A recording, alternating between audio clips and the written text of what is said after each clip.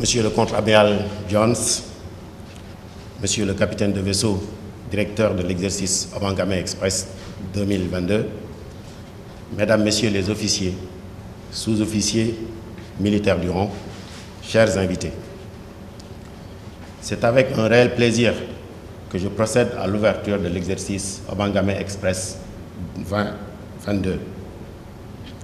Permettez-moi tout d'abord, au nom du contre-amiral Oumar Wade, chef d'état-major de la Marine nationale, de souhaiter la bienvenue en terre sénégalaise aux différentes délégations des pays frères et amis venus participer à cette activité phare des marines et gardes-côtes de la sous-région.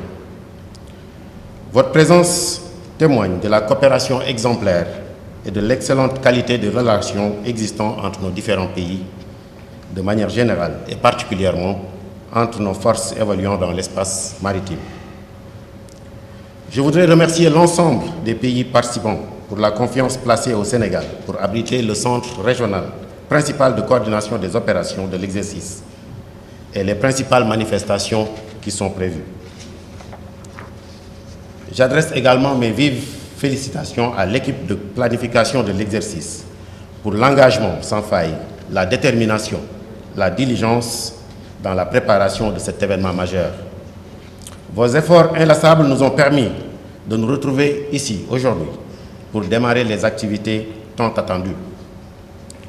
Comme vous le savez, Obangame Express est devenu une activité incontournable dans l'entraînement des forces maritimes de la sous-région. L'édition de cette année regroupe en plus des marins et aviateurs des pays de la sous-région, nos frères d'armes des États-Unis d'Amérique, de la France, du Maroc, de l'Italie, de l'Espagne, du Brésil et du Portugal.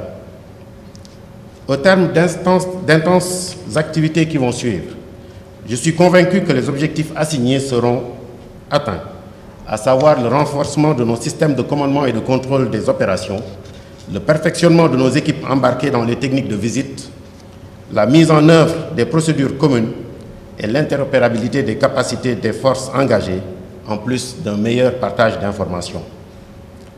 Au-delà, vous tisserez certainement des relations toujours plus étroites de fraternité, d'amitié et de confiance essentielles dans la prise en compte et l'éradication des menaces et défis communs auxquels nous sommes confrontés. Messieurs les commandants d'unité et personnel embarqués, dans quelques jours, vous allez prendre la mer pour mettre en œuvre les différents scénarios que le groupe de contrôle de l'exercice aura préparés.